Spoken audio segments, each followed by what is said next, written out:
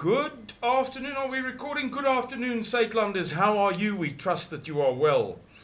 This is Friday the 9th of December and it's just going on for about 6 p.m. And I'd like to share something with you that was very interesting to me. During the course of this week, I received a note. I was copied on a note. And I ended up making a little bit of a story of it in my WhatsApp groups, or on my WhatsApp groups, the ones that I run on behalf of Suidlanders. Primarily the foreign one, where I communicate with our supporters from all over the world daily, many times a day. And I'm not going to say much more. I'm going to just read to you what this person that I know, this note that was shared with me, what he wrote, and I'm going to share with you as a kind of a foreword, the foreword or preface or whatever you want to call it, that I sent out to our Suidlanders groups. So yeah, I contacted this guy and I said to him, can I share this? I won't mention your name. And he said, yeah, you can do so. And so I shared his note with a preface or a foreword by me. And that's about it. So here goes. I think it's all pretty self-explanatory. Firstly, my foreword. So it doesn't help that I just send this note. People are going to know, why Simon? What is this Simon? Is this Simon talking? I'll write a preface first. Here goes. Suidlanders overseas and home. Below, I share with you a notice I have just received from one of South Africa's top businessmen.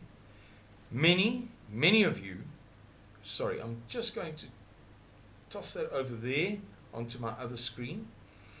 Many of you will have heard the mining magnate, or more accurately, I should have said the scion, that is to say the heir, of the male heir, the son of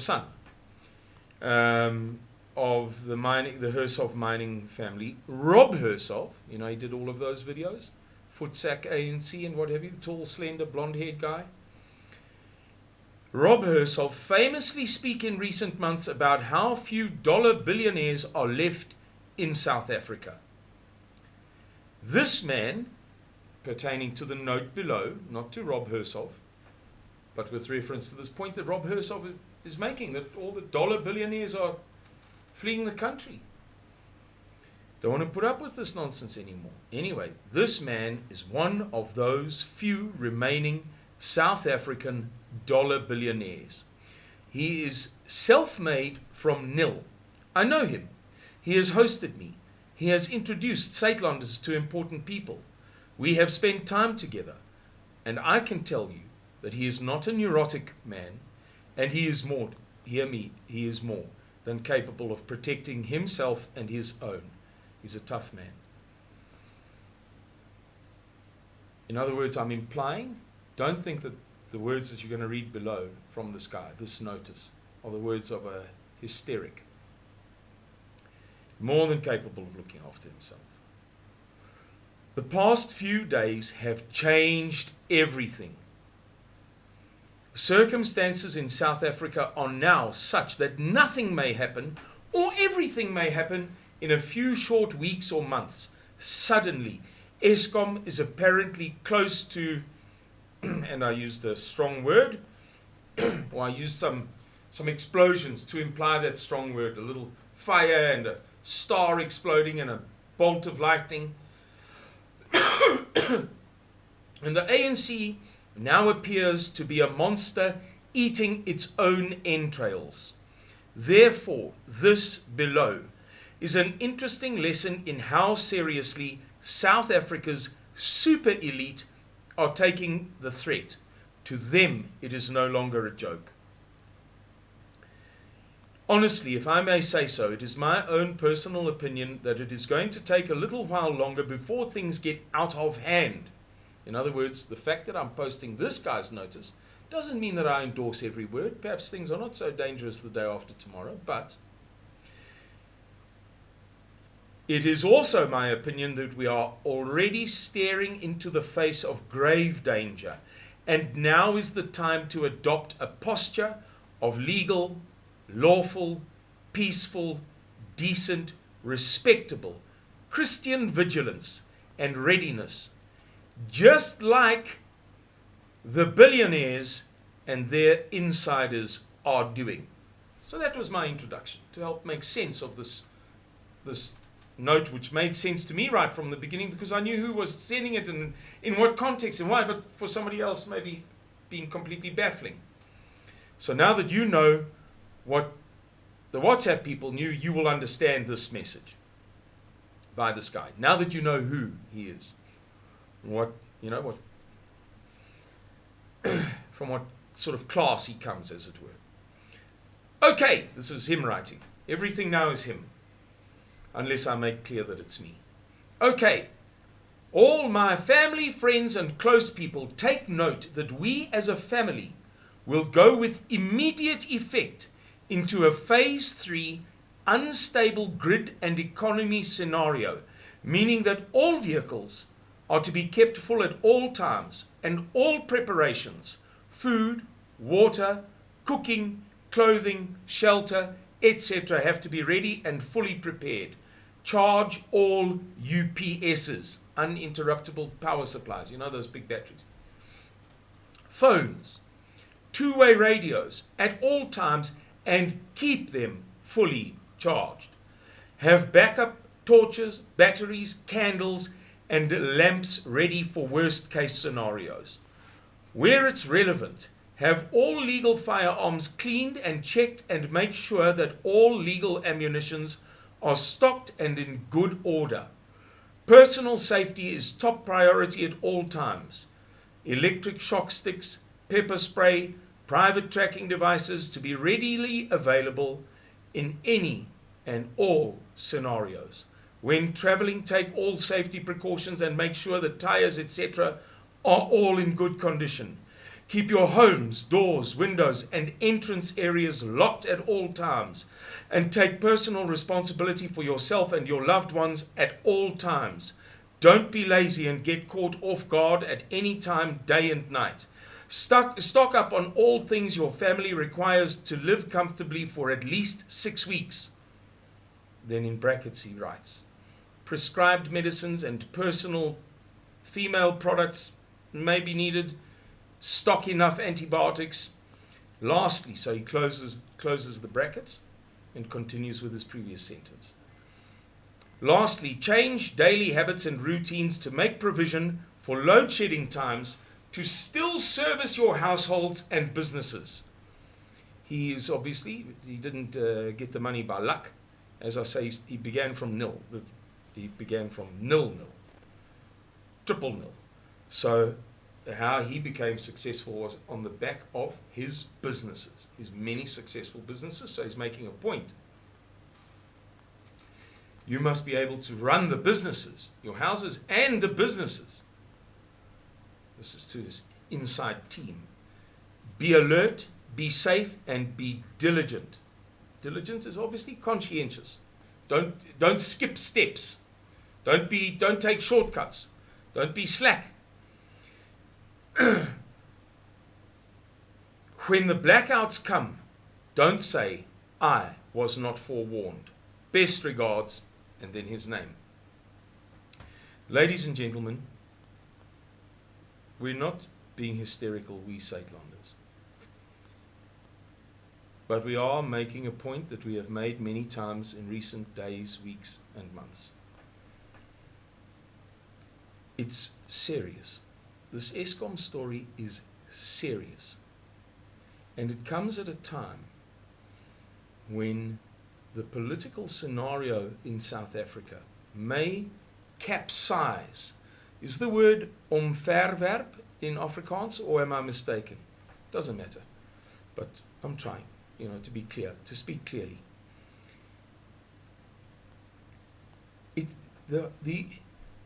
Ladies and gentlemen, we are now 7 days away from the ANC's elective conference. It's 5 yearly elective conference to be held this year at Nasrec, the old Rand show venue in Johannesburg.